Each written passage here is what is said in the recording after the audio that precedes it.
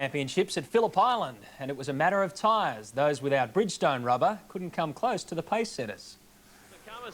Series leader Wayne Gardner found the island not as receptive as it's been in the past. As Gardner just locks it inside frame. On Yokohama's, Gardner could only manage a time of 1.3545 around the 4.4-kilometre circuit.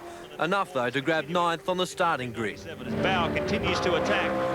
Trying to forget the misfortunes of the Gold Coast feature race, John Bauer, Dick Johnson and Alan Jones also had trying times. Bauer the best of the three, 4th behind the Holden Racing team duo of Greg Murphy and Peter Brock. Brock some 7/10 slower, a 1:34.75. Both Holdens equally fine-tuned, but Murphy managing to get a half a second on his older teammate to place on the front row.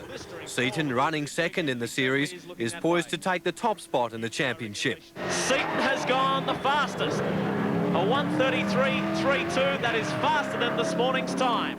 In practice alone, Seaton clocked 1:33.13, more than 1 second faster than his 1995 lap record. His official qualifying time a little slower, but still the fastest in the field of V8 monsters. It's a great result because we do a lot of testing here and we've always been very competitive in the past, but it's bloody close and it's going to be very close tomorrow. And of course you can see the V8 supercars tackle Phillip Island right here on 10 tomorrow afternoon. Please check your local guides for times. Well, the World 500cc Motorcycle Championship is about to begin. Three-time world champ Mick Doohan and 4 other Australians have gathered in Shah Alam, Malaysia for an historic season. Australia has never had so much influence on a World Motorcycle Championship. Mick Doohan has won the last 3 and is lethally quick again in this tropical furnace of Shah Alam. We're prepared if it does rain, but honestly, I'd prefer a dry race.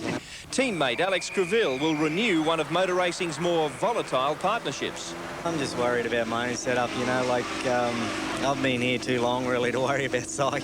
But there'll be other challenges this year from well beyond the Repsol Honda garage. Another Australian, the World Superbike champion Troy Corser, is looking very good after making a quiet transition with the pro motor team to 500cc racing. It's better just to work into it a bit slower and hopefully stay on the bike and not crash and get too many injuries, but obviously it's going to happen along the way, so the least I can start with, the better.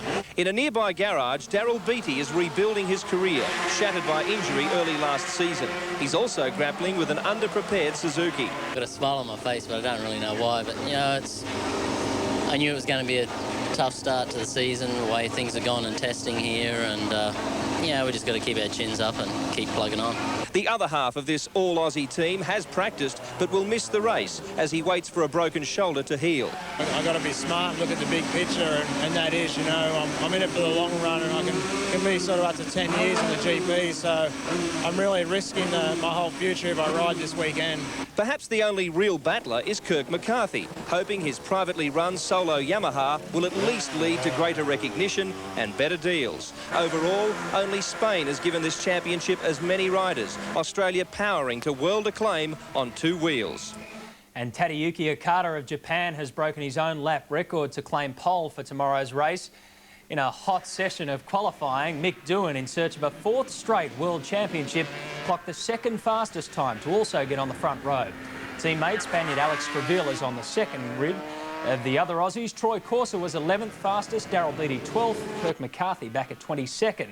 But they stayed in the saddle, unlike some others in the lower classes, which experienced some degree of trouble. And of course, make sure you join Billy Woods and Barry Sheen for the 500s exclusive to Network 10 tomorrow afternoon. And again, check your guides for details. Hope you're enjoying this Sports Tonight Australian Rally Series just outside Perth. The Canberra driver blew away his opposition in the first of 2 heats at the Respect Yourself Forest Rally. Debuting a brand new left-hand drive Toyota Celica, Bates set a blistering pace on the fast Forest Rally stages.